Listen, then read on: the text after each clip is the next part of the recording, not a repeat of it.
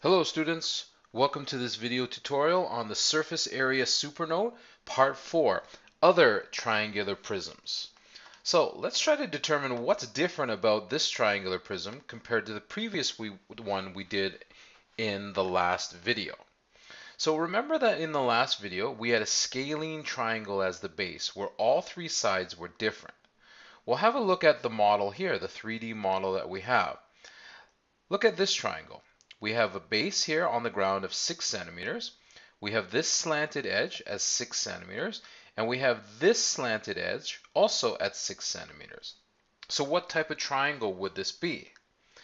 An equilateral triangle. All right, so let's imagine what this 3D diagram would look like in 3D space. This is what it would look like drawn on SketchUp 8. So we see here that we've got our equilateral triangle, 6 centimeters, 6 centimeters, and 6 centimeters. And of course, this is very important when we go to calculate the area of the triangle. This is the height. Let's have a look at the rectangles that kind of connect the two bases together. We have a 6 by 7 rectangle.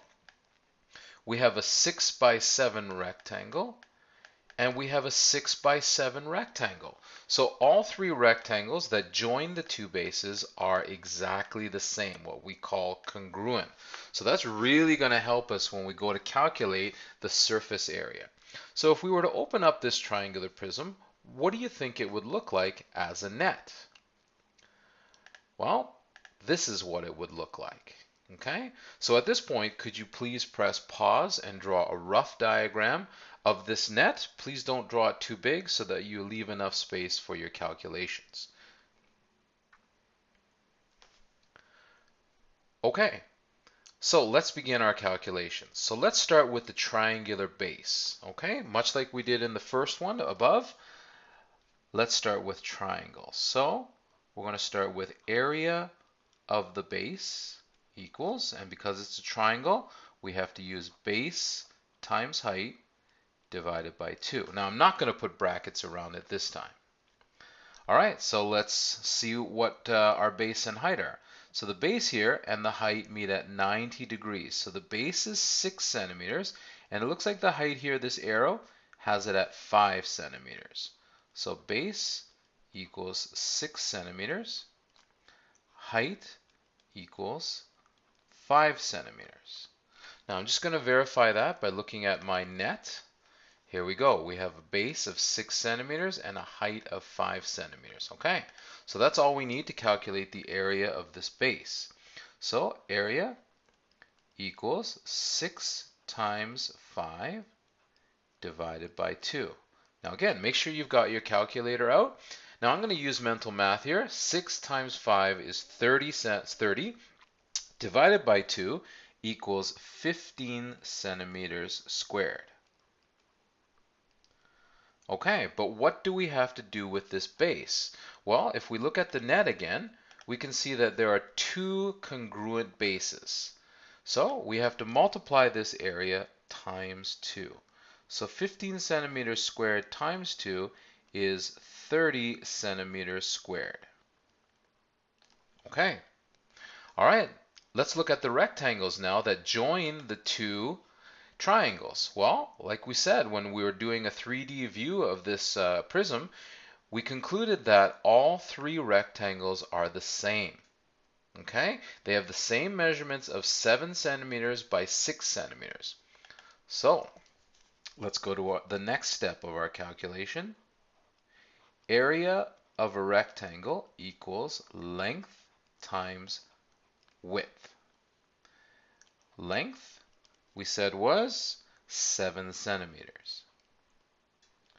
Width equals 6 centimeters. Now, it's much easier for you because you've drawn the net here. You can look right at the diagram that you've drawn. All right, area equals 7 times 6. 7 times 6 is 42 centimeters squared. But again, how many of these rectangles do we have again? Well, we've got 1, 2, 3 that are exactly the same. 7 by 6, 7 by 6, 7 by 6. So with this area, we get to multiply it by 3. Okay?